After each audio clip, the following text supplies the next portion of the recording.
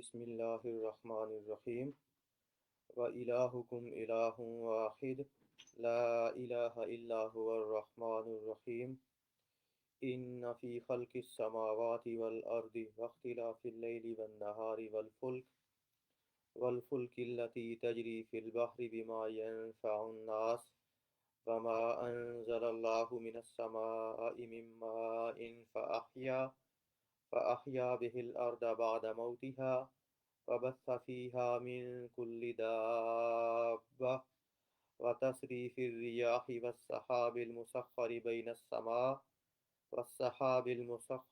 السماء والأرض لآيات لقوم يعقلون صدق الله العظيم رب اشرح لي صدري ويسر لي أمري واحلل عقدة من لساني يفقهوا قولي۔ پچھلی دفعہ آپ کو پتہ ہے کہ ہم نے اللہ تعالیٰ نے کفار کی سزا کے بارے میں بتایا تھا پچھلی دفعہ کہ ان الذین کفروا وماتوا وهم کفار اولئک علیہم لعنۃ اللہ والملائکۃ والناس اجمعین خالدین فیہا لا یخفف عنہم العذاب ولا هم ینظرون۔ یہ پچھلی دفعہ ہم نے پڑھا تھا کہ جو لوگ اللہ تعالیٰ کے احکامات کو، ان کی آیات کو چھپاتے ہیں، اور جو کافر ہیں، اور وہ اگر اس حالت کے اندر مریں کہ ان کی موت کفر کے اوپر ہو، تو ان کے اوپر اللہ تعالیٰ کی اور تمام فرشتوں کی اور تمام انسانوں کی لعنت ہے، اور وہ ہمیشہ رہیں گے۔ یہ لعنت جو ہے وہ آخر تک ان کا پیچھا کرے گی، حتیٰ کہ ان کو جہنم کے اندر لے جائے۔ یہ لعنت دنیا کے اندر بھی برقرار رہے گی، اور یہ جو لعنت ہے وہ قیامت تک ان کا پیچھا کرے گی، حتیٰ کہ انہیں جہنم کے اندر پہنچا کے رہے گی، اور جہنم کے اور اس لعنت کے اندر بھی اور جہنم کے اندر بھی وہ ہمیشہ رہیں گے۔ اور لعنت کا مفہوم میں نے بتایا تھا کہ وہ اللہ تعالیٰ کی قربت سے، اللہ تعالیٰ کی رحمت سے، اللہ تعالیٰ کی محبت سے، اللہ تعالیٰ سے کہ جو فضل ہے، اس کا جو اینٹونیم ہے، اس کا جو متضاد ہے، اسے اسے لعنت کہتے ہیں۔ اور اب یہاں پھر کفر کی بات ہوئی، مشرکین کی بات ہوئی، کفار کی بات ہوئی، وہاں سے بالکل اس کی دوسری سائڈ پہ اللہ تعالیٰ نے پھر آگے اپنی توحید کے بارے میں بتایا کہ انسان کو جو ہے، کافر کو کرنا کیا چاہیے، کہ کافروں کا اور مسلمانوں کا سب کا رب تو ایک ہے۔ اس لیے اللہ تعالیٰ نے یہ ایک لفظ کے اندر فرمایا وَإِلَٰهُكُمْ وَإِلَٰهُ اور الہکم، تم سب کا، یہ تم جتنے بھی دنیا کے اندر انسان ہو، پہلے دنیا کے اندر آ چکے ہو، یا اب موجود ہو، یا قیامت تک آؤ گے، کم ان سب کو شامل ہے۔ وَإِلَٰهُكُمْ اور تم سب کا جو الہ ہے، الہن وہ الہ ہے واحد، ایک، واحد۔ واحد کی تشریح میں بعد میں کروں گا، یہاں واحد کا ایک خاص مفہوم ہے کہ تمہارا جو الہ ہے وہ واحد الہ ہے، لا الہ الا ہو، اس کے علاوہ کوئی الہ نہیں ہے، الرحمن وہ رحمان بھی ہے، الرحیم وہ رحیم بھی ہے۔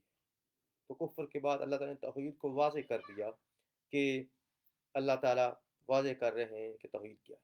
اور اس میں ایک لفظ الہ کی آج میں نے سوچا کہ اس کی تشریح کر دی جائے کہ الہ کا مفہوم کیا ہے۔ الہ کا عام مفہوم یہی بیان کیا جاتا ہے کہ وہ ذات جس کے علاوہ کوئی عبادت کے لائق نہ ہو، لیکن یہ مفہوم الہ کا نامکمل ہے، یاد رکھیے۔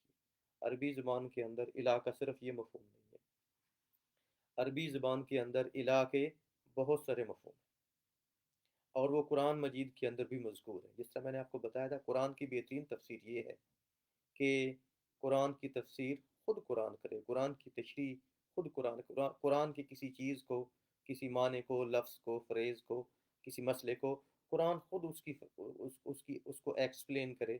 اسے کہتے ہیں تفسیر قرآن بالقرآن، قرآن کی تفسیر قرآن کے ذریعے۔ یہ تفسیر قرآن کا سب سے بہترین طریقہ ہے، اور یہاں الہ کی تفسیر قرآن مجید نے خود کی ہے۔ اگر آپ دیکھیں سورۃ عنکبوت کے اندر، تو وہاں بھی یہ مضمون ہے، اور اس کے علاوہ اگر آپ سورۃ نمل دیکھیں جس کا 20واں پارہ شروع ہوتا ہے، تو اس کے اندر بھی لفظ الہ کی تشریح کی۔ آپ 20واں پارہ اگر کھولیں، 20ویں پارے کی دوسری آیت اگر پڑھیں نا، اور دوسری آیت سے آگے چند آیات کے اندر الہ کا مفہوم اللہ تعالیٰ نے واضح کیا ہے. جس طرح دیکھیں یہ دوسری آیت ہے کہ امن جعل السماء امن جعل الارض قرارا، کہ کس نے زمین کو قرار کی جگہ بنایا ہے. یہ اللہ تعالیٰ سوال کر رہے ہیں اس وقت مشرکین مکہ سے. وجعل خلالها انہارا، اور اس کی زمین کے درمیان میں کس نے نہریں بنائی. وجعل لها رواسیا، اور کس نے اللہ تعالیٰ نے اس کے اندر پہاڑ لگائے، میخیں لگائیں. وجعل بین البحرین حاجزا، اور کس نے دو دریاؤں کے درمیان اس طرح ایک تہ لگائی، ایک آڑ لگائی کہ پانی ان کے گندا پانی اور صاف پانی یا دو کلر کا پانی آپس میں مکس نہیں ہوتا. کس نے لگائی؟ اب یہ کر کے اللہ تعالیٰ کہتے ہیں کہ کیا کیا کوئی الہ ہے مع اللہ، اللہ تعالیٰ کے علاوہ. اللہ تعالیٰ پوچھتا ہے، مطلب یہ ہے کہ یہ کرنے والا تو اللہ ہے، وہی الہ ہے جو یہ کر رہا ہے، اور کوئی ہے ایسا کرنے والا. تو یہاں یہ مفہوم ہوا کہ الہ کا مطلب صرف یہ نہیں ہے کہ جس کی عبادت کی جائے. الہ کا مطلب یہ بھی ہے کہ وہ اکیلی ذات جس نے زمین کو ٹھہرنے کے قابل بنایا، اس کے درمیان نہریں بنائیں، پہاڑ لگائے،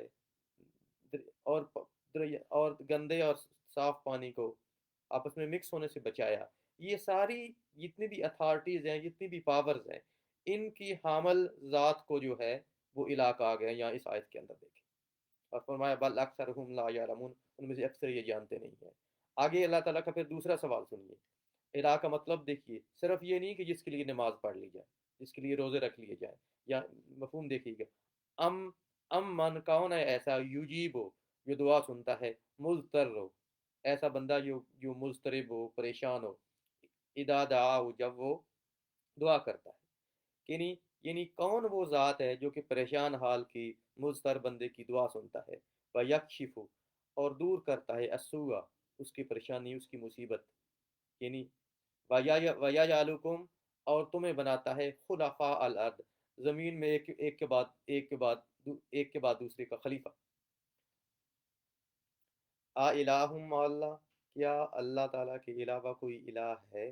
تو یہاں کیا مفہوم نکلا کہ اللہ تعالیٰ یہ فرما رہے ہیں کہ اگر کوئی پریشان حال ہو اور مصیبت کے اندر، اس مصیبت کے اندر اگر وہ پکارتا ہے اور اس کی دعا سن کے اس کی مصیبت دور کرنے والی کون ذات ہے.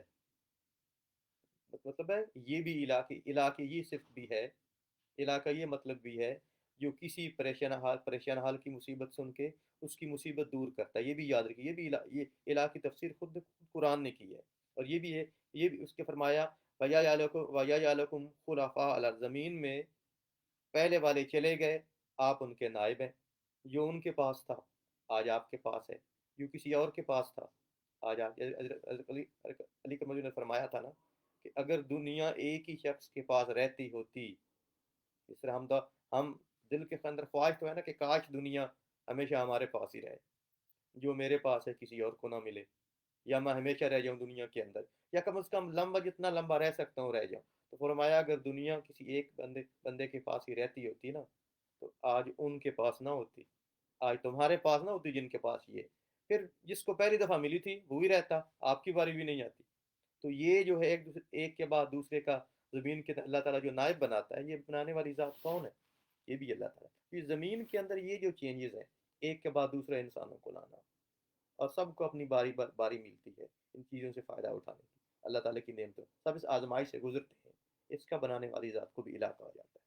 ٹھیک، آگے ایک اور میں نے مانی سنیے. یہ صرف من کون ہے ایسا یہدیکم جو کہ تمہیں ہدایت دیتا ہے، فی ظلمات البر والبحر، خشکی اور سمندر کی تاریکیوں کے اندر. وَمَن یُرسِلُ الرِّیاحَ بُشْرًا بَیْنَ یَدَیْ رَحْمَتِهِ، اور کون جو ہے وہ ہواؤں کو بھیجتا ہے اپنی طرف سے بارش کی خوشخبری دیتا ہے. اس کا مطلب کیا ہوا کہ آپ کو راستہ دکھانے والا سمندر کے اندر ہو، چاہے آپ شپ کے اندر ہو یا ویسے کسی طرح، یا آپ ہوا کے اندر ہو، یا آپ پانی کے اندر ہو، خشکی کے اندر ہو، کہیں بھی آپ کو آپ کی گاڑیاں چل رہی ہوں، آپ کے ہوائی جہاز چل رہے ہوں، آپ کے شپ چل رہے ہوں، ان تمام کو راستہ دیکھنے والا، ان کو کنٹرول کرنے والی جو ذات ہے، اس کو بھی یہاں الہ کہا گیا ہے. آگے فرمایا الہ مع اللہ، یہ بھی اللہ تعالیٰ نے اپنی کہا کہ یہ کرنے والی ذات، یعنی یہ اتھارٹی بھی الہی ہے، تو صرف عبادت کرنے اس سے مراد نہیں ہے۔ آگے پھر یہ سنیے، امن یبدأ الخلق، کون خلق جس نے پہلی دفعہ خلق کو شروع کیا، ثم یعیدہ، اور پھر ثم یعیدہ، پھر اس خلق کو دوبارہ پھیر کے لائے، یعنی مرنے کے بعد دوبارہ زندگی دے گا۔ ومن یرزقکم، ومن یرزقکم، اور کون رزق دیتا ہے تم سب کو، من السماء والارض، آسمان سے بھی زمین سے بھی۔ اب یہ بھی ذہن کے اندر رکھیں، یہ کہنا کسی بھی طرح کہ مجھے رزق کہیں اور سے آتا ہے، تو یہ رزق دینے والی ذات کون ذات ہے؟ یہ الہ مع اللہ، یہ کون ذات ہے؟ الہ، یہ اللہ تعالیٰ۔ تو دیکھیں یہاں جتنی بھی یہ صرف یہ اتھارٹیز بیان کی گئی ہیں، جتنی بھی پاورز بیان کی گئی ہیں، یہ سب کا مفہوم الہ ہے۔ تو یہ ذہن میں مت رکھیں جو ہم کلمے کی تشریح کرتے ہیں کہ لا الہ الا اللہ کا مطلب یہ ہے کہ اللہ تعالیٰ کے علاوہ کوئی معبود نہیں ہے، کہ نماز اللہ تعالیٰ، نماز میں اللہ کو سجدہ کر لو، باہر جا کے جس کو مرضی ہے پکار لو، نماز میں اللہ تعالیٰ کو سجدہ کر دو اور واپس جاؤ، آپ کا گورننس سسٹم میں آپ جس کو مرضی ہے سجدہ کرو۔ گورننس سسٹم میں آپ چاہے اپنی پارلیمنٹ کو سجدہ کر لو جو کہ ایسے قانون بناتی ہو، اپنی پارلیمنٹ کی مان دو جو ایسے قانون بناتی ہو جو کہ اللہ تعالیٰ کے قانون کے خلاف ہو۔ وہ پارلیمنٹ تو ظاہر ہے اس نے تو اللہ تعالیٰ سے بغاوت کی ہی، لیکن آپ نے اس پارلیمنٹ کو بار بار سلیکٹ کر کے اگر وہ یہ کام کرتی ہے، یا اس کے اندر ایسے بندوں کو آپ ووٹ دیتے ہیں، تو اس کا مطلب ہے، یا ایسے کسی نظام میں اگر آپ ووٹ دیتے ہیں تو اس کا مطلب ہے آپ نے بھی اس نظام کو سپورٹ کیا ہے جو کہ اللہ تعالیٰ کے اگینسٹ ہے۔ یا فرض کر لیں آپ نے نماز تو پڑھ لی، لیکن واپس جا کے آپ جو ہیں، یعنی میں جو ہے نا وہ بڑی بڑی قسمیں بیان کر رہا ہوں شرک اور کفر کی۔ آپ کہتے تھے نا کہ لوگ جو ہیں قبروں بتوں کو سجدہ کرتے تھے، پرانی بات ہو گئی، اب جو کرتے بھی ہیں وہ پتہ نہیں کون سی تعویل آج کل دے رہے ہیں، آج بھی کرتے ہیں کچھ لوگ، ہندو کرتے ہیں بتوں کو سجدہ، ان کی اپنی ایکسپلینیشن ہے، وہ علیحدہ بات ہے، لیکن اس تو مشرکین مکہ کی طرح تو نہیں ہے نا۔ اور خیر ان سے بدتر ہے۔ اور اور اور اس کے علاوہ دیکھیے کہ آپ کہتے ہیں کہ قبروں بت پرستی، ہاں وہ بھی غلط ہے، وہ بھی وہ بھی غلط ہے، وہ بھی شرک ہے۔ اس کے علاوہ جتنی بھی چیزیں ہیں، یہ چیزیں تو پوری ہوگی نا، یہ تو آپ پچھلے کافی سال سے سن رہے ہیں۔ اب شرک کی جدید قسمیں دیکھیں کہ آپ کسی ایسے نظام کو بالکل تسلیم کر کے دل سے بیٹھے ہوں، وہ نظام جو کہ اللہ تعالیٰ کے نظام سے، اللہ کی وحدانیت سے متصادم ہو، جو نظام یہ اختیار آپ کا ہے کہ میرے پاس یہ اختیار ہے کہ میں اللہ کے قانون سے متصادم اپنا قانون بنا سکتا ہوں۔ اگر آپ نماز روزہ تو کر رہے ہیں لیکن ایسے نظام کو مان رہے ہیں، تو آپ یاد رکھیے آپ اللہ تعالیٰ کو الہ نہیں مان رہے۔ تو یہاں ایسے کسی بھی نظام کو، نمبر ون، جو کھلم کھلا ایسا نظام اس کو تو آپ مان نہیں سکتے، اور کسی ایسے نظام میں رہتے ہیں اسے کبھی مت مانیے، اور کم از کم دل سے اسے برا سے، اس نے فرمایا تھا کہ مر رہا منکم منکرن فلیغیر بیدہ، تو میں سے کوئی منکر کو دیکھے، برائی کو دیکھے، یعنی غلط یعنی شریعت کے خلاف کوئی کام دیکھے، فلیغیر بیدہ، اسے اپنے ہاتھ سے روکے، ومن لم یستطع فبلسانہ، جو ہاتھ سے نہ روک سکنے کی طاقت رکھتا ہو وہ اپنی زبان سے روکے، فمن لم یستطع، زبان سے بھی اگر زبان بھی کٹنے کا خدشہ ہو، زبان سے بھی نہ روک سکے، فبقلبہ، تو پھر کیا اپنے دل کے اندر، دل سے ذریعے روکے، یعنی دل کے اندر اس کو روکے جہاں تک روک سکتا ہے۔ وذالک اضعف الایمان، اور یہ دل سے روکنا کسی بھی برائی کو، جس طرح میں نے ابھی بیان کیا، یہ ایمان کا کمزور ترین درجہ ہے۔ اگر آپ نے دل کے اندر برائی کو تسلیم کر لیا اور دل کے اندر بھی آپ نے کہا کہ نہیں جناب چل رہا ہے، چلے میں بھی ایکسیپٹ کر لیتا ہوں، باقی بھی ایکسیپٹ کر لیں، دل سے ایکسیپٹ کر کے آپ بیٹھ گئے، فذالک اضعف الایمان، تو یہ جب کسی نے یہ کر لیا تو اس نے ایمان کا کمزور ترین درجہ جو ہے اس سے آگے نکل گیا، آگے پھر ایمان کا کوئی درجہ نہیں ہے۔ برائی کو برائی نہ سمجھنا، یہاں آ کے آپ چاہے برائی کریں یا نہ کریں، دیکھیے یہاں فرق ہے تھوڑا سا، ایک بات ہے اعتقاد کی، ایک ہے عمل کی۔ آپ برائی کو برائی نہیں سمجھ رہے، آپ چاہے وہ برائی ڈائریکٹ نہیں بھی کر رہے، بندہ ایمان سے نکل جاتا ہے۔ مثال کے طور پہ ایک بندہ نماز پڑھتا تو ہے لیکن یہ اعتقاد رکھتا ہے کہ نماز فرض نہیں ہے، کوئی فرض نہیں ہے نماز۔ اب یہ بندہ نماز پڑھتا ہے لیکن اعتقاد یہ ہے کہ نماز फ़र्ज़ नहीं है। अब याद रखिएगा, नमाज ना पढ़ना उस उसको वो फ़र्ज़ के खिलाफ नहीं समझता। ये फ़र्ज़ को मुनकर कहा जाएगा, इसको काफिर कहा जाएगा चाहे नमाजी हो। दूसरा बंदा नमाज नहीं पढ़ता लेकिन एतकाद रखता है कि नमाज फ़र्ज़ है, ठीक, तो ऐसा बंदा काफिर नहीं है, फासिक है, फाजिर है। ये कानून उसका ज़हन में रखिए। तो यहाँ भी यही बात है, आप निज़ाम को मान के बैठ गए तो इसका मतलब ये है कि आपने फिर उस निज़ाम को अल्लाह ताला के मुकाबले में इला समझ लिया, ठीक। और आप कम से कम ऐसी किसी चीज़ को दिल के अंदर बुरा समझें तो फिर ये ईमान का कमज़ोर तरीन दर्जा है। कोशिश करें अगर वो चेंज हो सके तो, या आप किसी भी सिस्टम के अंदर रहते हैं, आप काफ़ी सिस्टम के अंदर, आपको पता है कि बहुत लोग किसी ऐसे मुआशरे में रहते हैं, चलिए हम तो कह रहे हैं कि हमारे आइन के मुताबिक हम कहते हैं कि जो अथॉरिटी है हम अल्लाह अल्लाह ताला की मानते हैं, चले किसी हद तक, डायरेक्ट एंड डायरेक्ट। बहुत सारे लोग ऐसे माशरों के अंदर भी रहते हैं जहाँ पार्लियामेंट के बाद पास सारी अथॉरिटी है, शराब को हलाल करके बैठे हैं, खंजीर को हलाल करके बैठे हैं, वगैरह वगैरह। ऐसे किसी सिस्टम को दिल से मान लेना, याद रखिए, ऐसे किसी भी सिस्टम को, कोई भी सिस्टम है, नाम नहीं ले रहा, सब पता है पूरी दुनिया में, आप देख लें, ऐसे किसी भी सिस्टम को जो कि हलाल हराम का अख्तियार खुद रखता है, ऐसी सिस्टम को दिल से मान लेना ये कुफर है, याद रखिए।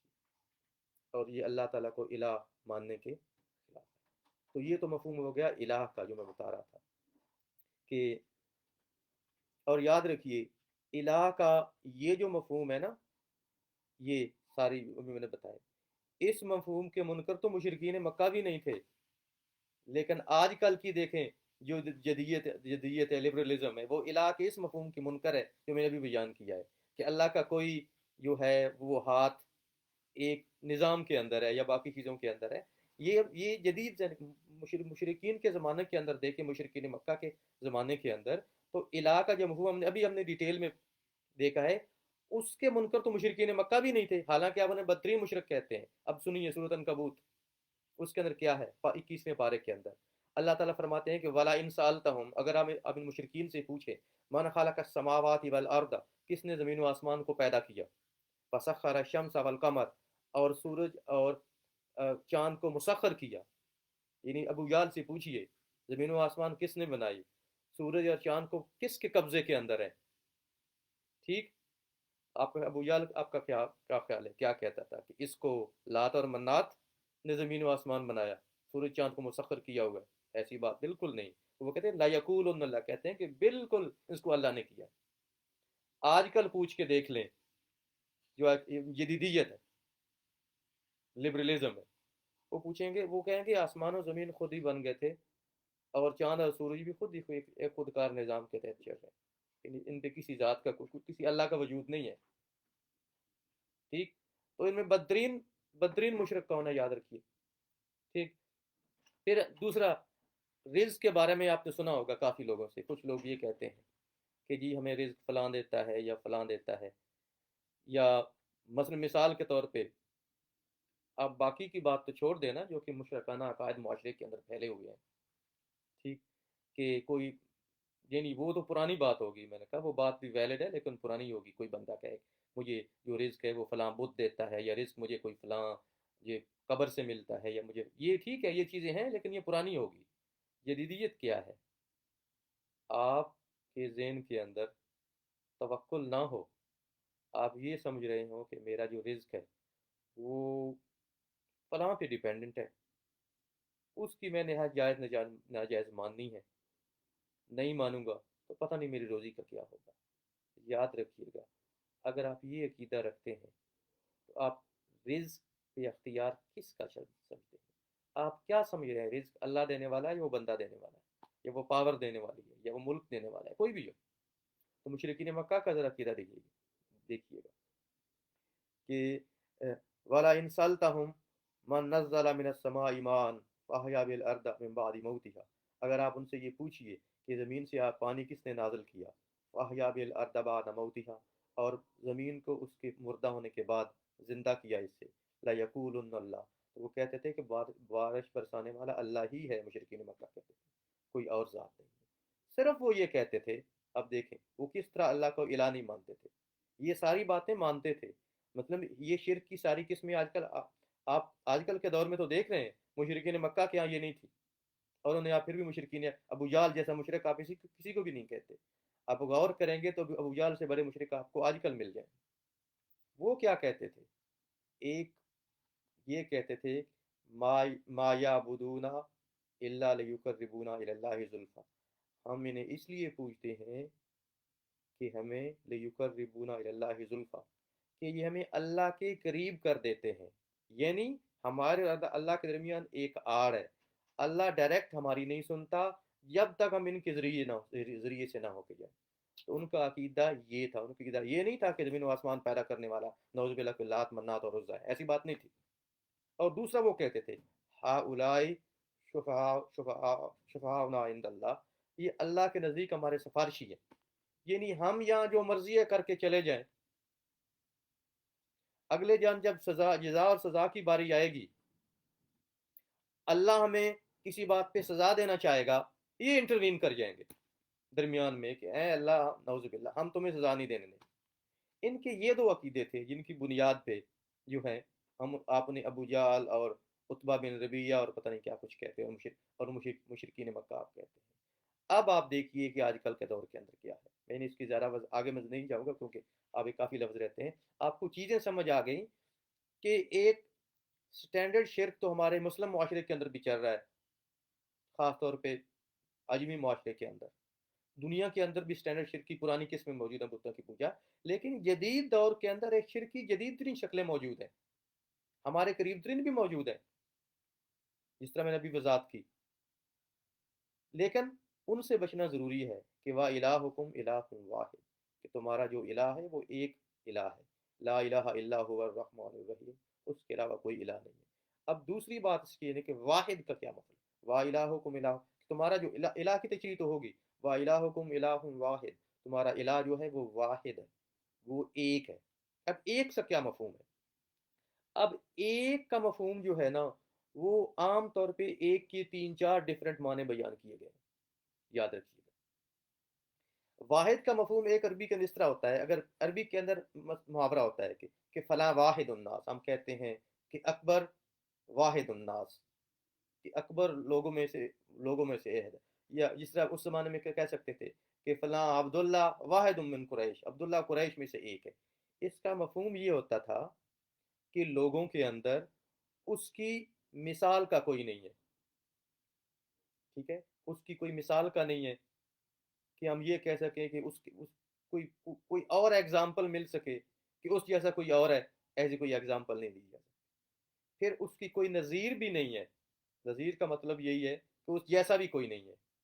ایک تو یہ کہ اس کی مثال نہیں دی جا سکتی، دوسرا اس کی نظیر بھی نہیں ہے کہ اس جیسا کوئی ہو، اور تیسری یہ ہے اس کی کوئی شبیہ بھی نہیں ہے، اس سے کوئی ملتا جلتا، اس کا متشابہ.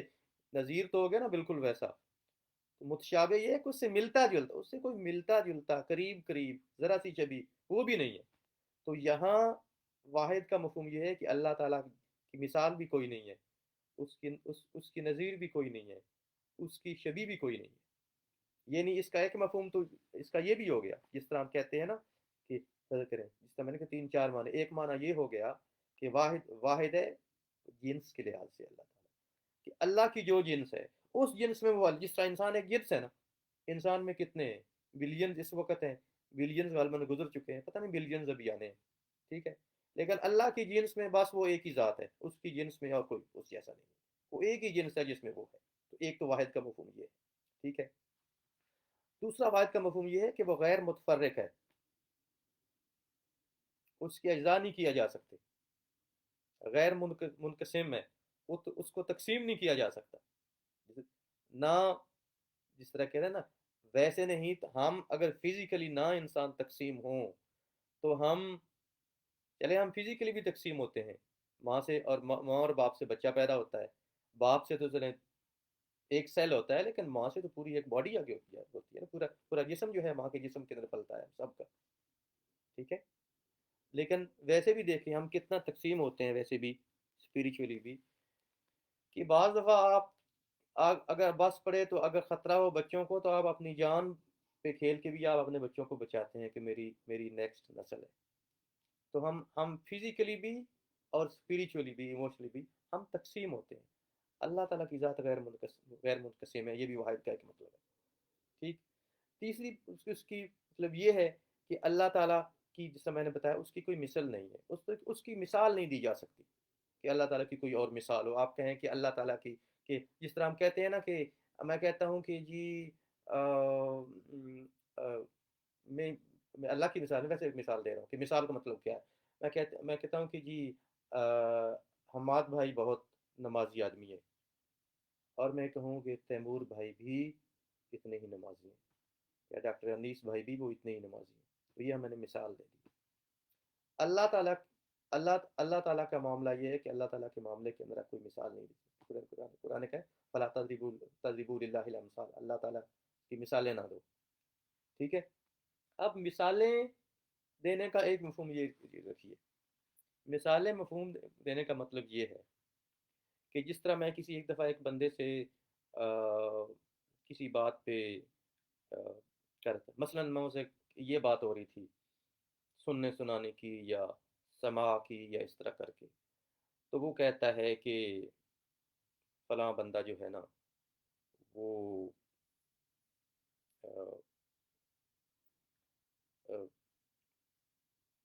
ہر جگہ سنتا ہے. اچھا، میں نے کہا ٹھیک ہے، مان لیا ہر جگہ سنتا ہے. ٹھیک ہے. اب یہاں موجود تو نہیں ہے، کیسے سنتا ہے؟ تو کہتا ہے کہ اللہ کیسے سنتا ہے. اب یہ سوال اگر کوئی بندہ کرے نا، اللہ کیسے سنتا ہے، تو اس نے یہاں مثال دینے کی کوشش کی ہے. اس کا مطلب تو ہوا کہ آپ جس طرح اللہ سنتا ہے اس طرح اس کو سننا مان رہے ہیں. اچھا، فرض کریں وہ کہ فلاں فلاں فلاں فلاں چیز ہر جگہ موجود ہے، فلاں ہر جگہ کوئی موجود ہے. عام سی بات کر رہا ہوں. تو فرق ہے کہ ہندو کا عقیدہ ہے کہ میرا بت یا میری دیوی فلاں ہر جگہ موجود ہے. ہندو کی مثال لیتے ہیں کہ میری دیوی ہر جگہ موجود ہے. اس سے پوچھا جائے کہ ہر جگہ موجود ہے تو دکھاؤ کہاں ہے. تو جواب میں وہ کہے کہ نوذ باللہ، اللہ کو اللہ دکھاؤ، اللہ کہاں ہے. اگر کوئی ایسا سوال کرے کہ جس کو میں ہر جگہ سمجھتا ہوں وہ بھی اس طرح نظر نہیں آتا جس طرح اللہ نظر نہیں آتا، نعوذ باللہ، یہ بھی مثال دینا، تو یہ بھی کفر ہو جاتا ہے. یاد رکھیے. اس طرح کوئی اور عقیدہ. ٹھیک. تو یہ اس طرح کی چیزوں کہتے ہیں اللہ تعالیٰ کی کوئی مثال نہیں ہے. اللہ تعالیٰ کی آپ مثال نہیں دے سکتے. تو یاد رکھیے یہ سارے جو ہے نا اس طرح کی، یہ اس لیے شرک کی جب تشریح کی جاتی ہے نا، شرک کی ایک تشریح یہ کی جاتی ہے کہ آپ اللہ تعالیٰ کی مثال، اللہ تعالیٰ کی شبیہ، اللہ تعالیٰ کی نظیر جب کسی کو سمجھا جائے تو پھر یہ کاؤنٹ ہوتا ہے. ٹھیک ہے. اور چوتھی اس کی مثال یہ ہے کہ اللہ تعالیٰ سے کسی کو تشبیہ، اللہ تعالیٰ کی شبیہ بھی، اللہ تعالیٰ کسی کو تشبیہ بھی نہیں دی جا سکتی. ایک ہوتا ہے نا مثال دینا اور چیز ہے، اور مثال تو کہنا نا کہ بالکل ویسا پڑے. ایک تشبیہ دینا آپ سمجھتے ہیں اردو زبان کے اندر. ٹھیک ہے. کسی کو ملتا جلتا کہنا. مثال تو کہتا ہے ایگزیکٹلی اس طرح کہہ دینا. تشبیہ ہوتا ہے کسی کو نا ملتا جلتا، چلیں 80-90 کا فرق ہو. تو اللہ تعالیٰ کی تشبیہ بھی نہیں دی جا سکتی. آپ کہیں کہ جس طرح ید اللہ ہے تو کسی اور کا بھی اس طرح ہاتھ دست قدرت ہے، یہ اس طرح کر کے. تو یہ تمام واحد کی قسمیں ہیں کہ وَإِلَٰهُكُمْ إِلَٰهٌ وَاحِدٌ، کہ تمہارا جو الہ ہے وہ واحد ہے، وہ واحد الہ ہے. لا الہ الا ہو، اس کے علاوہ کوئی الہ نہیں. یاد رکھیے. یہ نہیں کوئی سکتا کہ واحد کا کوئی دوسرا. جیسے قرآن بڑی اچھی تشریح کی نا کہ قل هو اللہ احد، واحد. تو ہم بعض وقت کہتے ہیں نا عربی زبان کے اندر واحد کا اثنین ہوتا ہے. تو وہاں اللہ تعالیٰ نے یہاں تو فرمایا کہ وا الہکم الہ واحد لا الہ الا ہو، کہ وہ جو تمہارا الہ ہے وہ واحد ہے. کوئی یہ کہہ دیتا سن کے وہ واحد ہے، تو واحد کا تو تسنیہ بھی ہوتا ہے، دوسرا بھی ہوتا ہے. آگے وضاحت کر دی لا الہ الا ہو. واحد کا یہ نہ سمجھنا کوئی دوسرا بھی ہے. لا الہ الا ہو، اس کے علاوہ کوئی نہیں ہے. وہ واحد کا مطلب یہ ہے قل هو اللہ احد. کہہ دو کہ اللہ جو ہے وہ احد ہے. احد یاد رکھیے واحد کا تسنیہ ہوتا ہے، اثنین ہوتا ہے، لیکن احد کا دوسرا نہیں ہوتا. تو وہاں جس طرح احد کیا نا، تو یہاں احد کا مفہوم ادا کرنے کے لیے آگے یہ کہا وَإِلَٰهُكُمْ إِلَٰهٌ وَاحِدٌ لَا إِلَٰهَ إِلَّا هُوَ. اور وہ الرحمن بھی ہے، یعنی وہ ہمیشہ رحم کرنے والا ہے. ہمیشہ، یعنی اس کا جو رحم ہے، اللہ تعالیٰ کی رحم کی وہ ایسپیکٹ جو کہ ہر جانور، انسان، جن و انس، مسلمان، کافر کے لیے ہے. جس طرح دیکھیں رزق اللہ تعالیٰ کافروں کو بھی دے رہا ہے، شاید مسلمانوں سے زیادہ دے رہا ہے. خیر مسلمانوں کے پاس بھی کم نہیں ہے. اب ہماری مڈل ایسٹ کی آپ دولت دیکھ لیں، لیکن چلیں ہم کہتے ہیں زیادہ دے رہا ہے نان مسلمس کو، تو یہ اس کی رحمت کا ایک حصہ ہے. یا اتنے بڑے بڑے وہ کفر کر رہے ہیں، ان کو وہ عذاب نہیں بھیجتا، یہ بھی اس کی رحمت کا ایک حصہ ہے. لیکن یہ اور بات ہے، دیکھیے میرے ذہن میں بائی چانس ایک بات آ گئی کہ جب پچھلے بڑے عرصے کے دوران غریب ملکوں پہ بعض دفعہ آسمانی کوئی زیادہ آفتیں ہوتی تھی یا اس طرح کے مسائل ہوتے تھے، تو لوگ کہتے تھے لو جی ہم کیا زیادہ گناہ گار ہیں مسلمان یا یہ غریب لوگ، یہ یورپ اور امریکہ پہ کیوں نہیں آتے اس طرح. اب میرے خیال میں ان لوگوں نے مروایا ہے کہ جب کورونا آیا ہے تو کورونا یورپ امریکہ پہ زیادہ آیا ہے ہماری نسبت، یہ غریب ملک اور مسلمان ملکوں کے اوپر کم آیا. تو اللہ تعالیٰ نے یہ بتا دیا کہ یہ مت سمجھو کہ میں ڈھیل دیتا ہوں تو میں بھول نہیں گیا، کوئی میں کہیں چلا نہیں گیا، نعوذ باللہ میں ادھر ہی ہوں. ٹھیک ہے، تو یہ لا الہ الا ہو الرحمن، وہ رحمان بھی ہے، اس کے رحم، اس کا رحم جو ہے وہ سب کو محیط ہے. الرحیم، وہ بہت زیادہ رحم کرنے والا ہے، اور خاص طور پہ مسلمانوں کے اوپر رحم کرنے والا. اب میرے خیال میں آج ہی آیت ایک ہی آیت ہو سکی ہے، اس کے اندر بہت ساری چیزیں تھیں. اس کے بارے میں آپ کو ایک چیز بتا دوں، اس آیت میں ہم نے فرمایا کہ اس آیت کے اندر اسم اعظم ہے. اسم اعظم میں اللہ تعالیٰ کا خاص نام. اور ایک اس آیت کے اندر فرمایا گیا ہے، دوسری آیت کے اندر کہا گیا ہے، سورۃ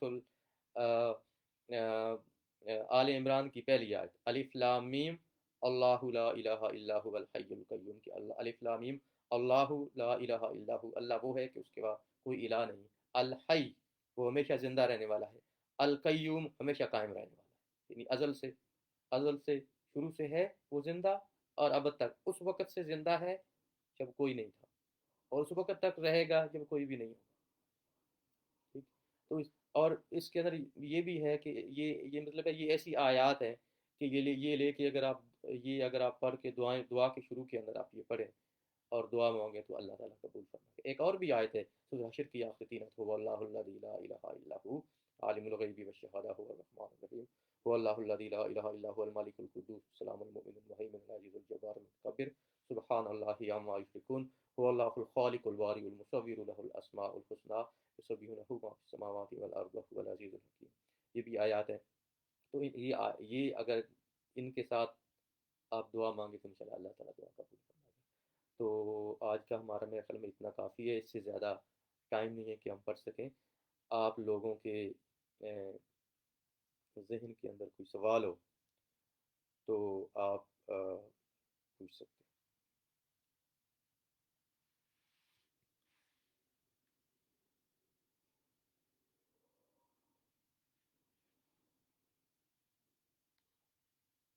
بہت بہت شکریہ، جزاک اللہ، السلام علیکم ورحمۃ اللہ وبرکاتہ.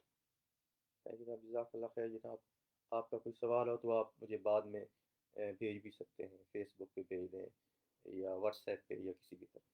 اللہ تعالیٰ سب کو جزا دے. السلام علیکم ورحمۃ اللہ وبرکاتہ.